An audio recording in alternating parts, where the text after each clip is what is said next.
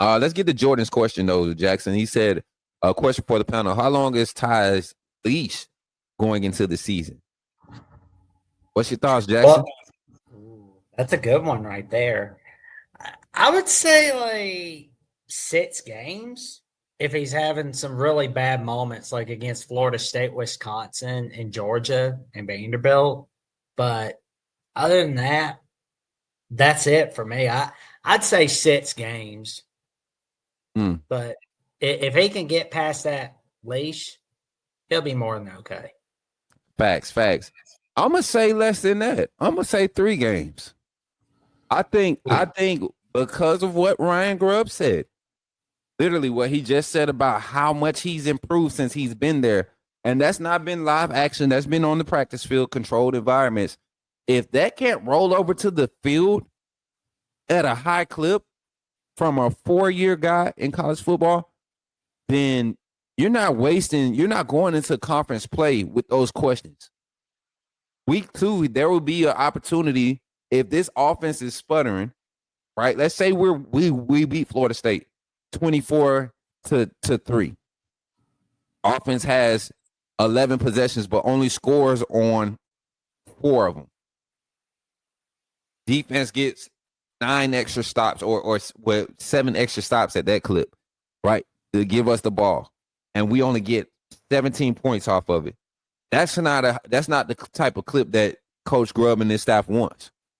So let's say we go into week 2 against ULM, and there's a struggle in the first half. We're only up 14-0 at half. I guarantee you, Keelan Russell will get an opportunity to play that second half, and I mean like early second half, maybe second, third drive into the third quarter. He'll get an opportunity. If there's any type of spark, I don't care if it's against ULM, they will allow him to start that third game against Wisconsin, being that it's at home and it's another Power 4 opponent from a conference they're going to field a good defense. Their ones are going to be good, and they're going to run a style of defense that requires him to be disciplined in his delivering the ball, and that would be a perfect opportunity to put him under the lights, put the pressure on him to see if he can roll over what they've been evaluating.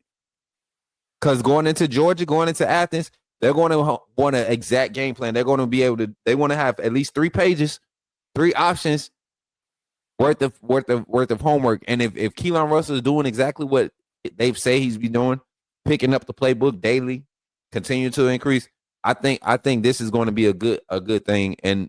But at the same time, I don't think Ty has a long leash. Like I said, 2.5 weeks, 3 weeks. He'll get a game and he'll get 6 quarters. He'll get 6 quarters before his leash is pulled. With all the talent we have around Ty, I wouldn't be surprised if we go undefeated all the way through and have an SEC championship and a national championship. I feel it. I feel it, Zach. Keelan must upside. Okay, we read that one already. Big homie 334. What's up, brother? He said Keelan Russell, but I would have a package for Austin Mack. Don't forget, Mack came to college a whole year early, also at Washington. For potential, I'm going with Russell. Same. Mary J say, I think he has to be QB2. I like how offense came out swinging in the scrimmage and made the defense wake up. I ain't worried about the defense at all, but this says a lot about the mentality of the offense. Joshua Waddle Stewart, you got to prove to Keelan and his family that he's the guy if and when Ty leaves. If he isn't QB2, they'll answer those calls in the fall. Why do you always have to go there, Bama Boy 22? Why does the fan base have to go there? I don't think you all understand the value in this staff. You haven't seen anybody that they recruited jump in the portal because of lack of playing time. Give me one. Give me a player that Kalen DeBoer's staff has established an extensive relationship with that has jumped in the portal since they've been hired at Alabama. I ain't talking about guys that came over from Saban transition. I'm talking about the 25 players, the class of 25 players that they had to recruit, and the class of 24 players. There have been a window for both of these class of players to either hit the portal or whatever. And it hasn't happened yet. Why would Keelan Russell dial it up? This is a staff that really recruited. I don't think there's anything in front of him not being the starter next year.